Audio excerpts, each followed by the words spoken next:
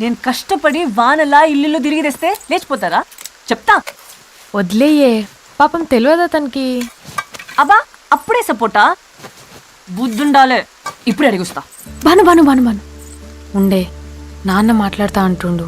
ఉండవే, నాకు టెన్షన్గా ఉంది. అదే అబ్బాయి గురించి. ఏం చెప్తావే? నాన్నకి నచ్చిండు, పెళ్లి లేట్ అవుతుంది, ఎప్పటికైనా చేసుకునేటిదే. ఇటువంటి బక్వా స్టోరీలు చెప్పుకే ప్లీజ్. కరెక్ట్గా నచ్చిదే చెప్పు.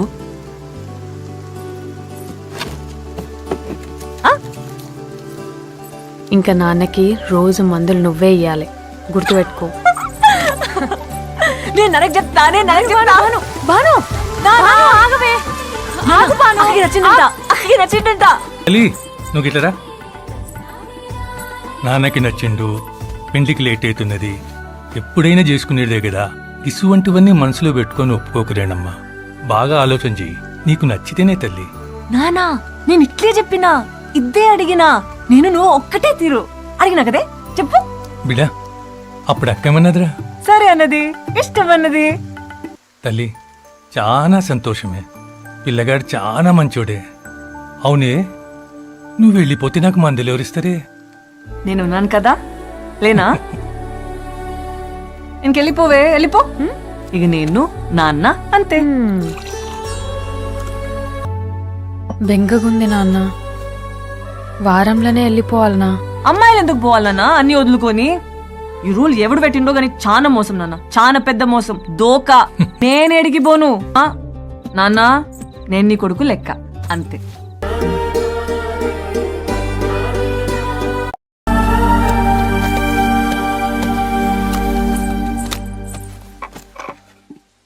ఇది కూడా కావాలి నా అక్క.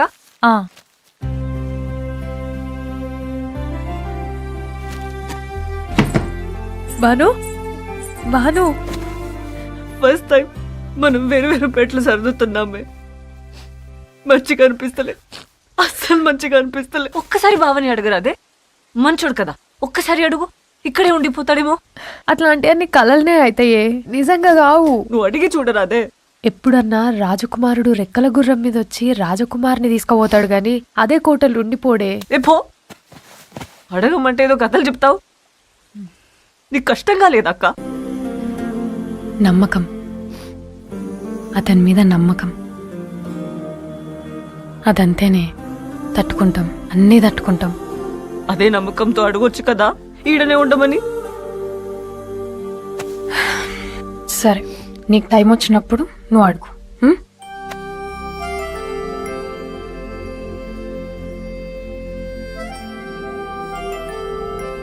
ఏం తల్లి ఇక్కడున్నవేందిరా? అక్క మీద బెంగైనాదా? అట్లేం లేదు నాన్న, అట్లేం లేదు. నువ్వు ఉన్నావు కదా, చాలు. నేను నీనే ఉంటా, నీతోనే ఉంటా. నా బంగారు తల్లి, బంగారు బంగారు కదా.